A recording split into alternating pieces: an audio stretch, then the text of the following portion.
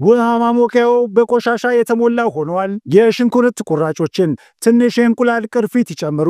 ነጭ ኮምጣጤና ውሃ ይጨምሩ። ለጥቂት ደቂቃዎች ያፍሉና ይክፈቱት። ቆሻሻው ይቀልጣል። የዘይት ጠርሙሶች ጠቃሚ ናቸው፣ ነገር ግን ለማጽዳት ህመም። ቤኪንግ ሶዳ፣ የወረቀት ፎጣና የዕቃ ማጠቢያ ሳሙና ይጨምሩ። ሙቅ ውሃ ውስጡ አፍሱ።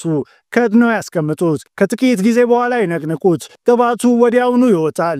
በንጹህ ውሃ ይጠቡት። አሁን ልክ እንደ አዲስ እንከን የለሽ ነው። እጆ ሳይጎዳ መፍቻውን ማጽዳት ይፈልጋሉ? ሙቅ ውሃ ይጨምሩ። የዕቃ ማጠቢያ ሳሙና፣ ኮምጣጤና ጥቂት ሩዝ ይጨምሩ። መፍቻውን ያብሩና ያዋሃዱ።